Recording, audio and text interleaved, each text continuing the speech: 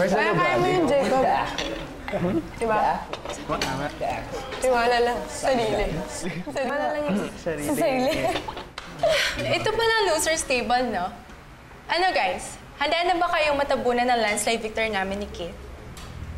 Nahawa ka na rin pala dyan sa kit na yan. Hindi ka lang babae. Kung di ako babae, ano? Makikipag-away ka?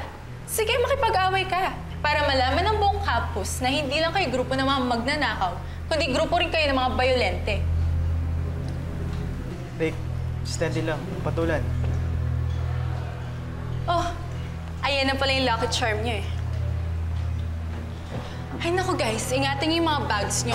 Baka biglang mawala. Alam niyo naman, madaming malilikot ang kamay dito. Oo nga. Naku, Cathy, huwag mong galitin yan.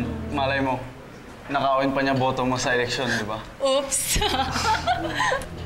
Jacob, pare, dito ka lang. Maraming tao. Nasira ka pag lumapit ka kay Belinda. Hindi, Rick. Kailangan ko siya protektahan.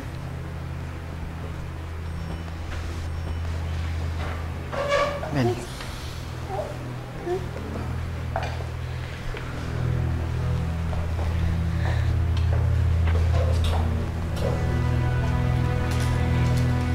Jacob, bakit mo pa ako dinala dito? Bumalik ka na doon. Tinan mo, pinag-uusapan ka na nila. Bel, napapagod na ako nakikita mag-iisa ka. At niloloko ng mga yan. Tingnan niyo, imbis na yung kahiya niya, sinasamahan niya pang best friend niyang magnanakaw. Yan ba yung susunod na presidente ng Westbridge? Jacob, huwag na. Jacob. Bel, kailangan. Anong masama ko tabihan mo siya? Kaibigan ko si Bel. Matalik na kaibigan. At alam ko kung gaano siya kabait. Kung nagkamali man siya, alam ko yun. Tanggap ko. Bakit? Sino ba sa atin dito hindi nagkakamali?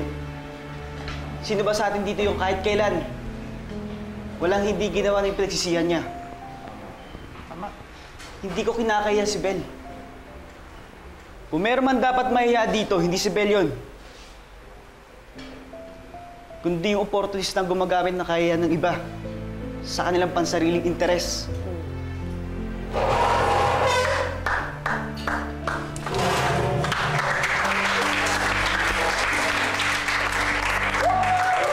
Naiyak ako, pare. Ikaw na, pare. Hindi namin yan! Mabuhay ang presidente!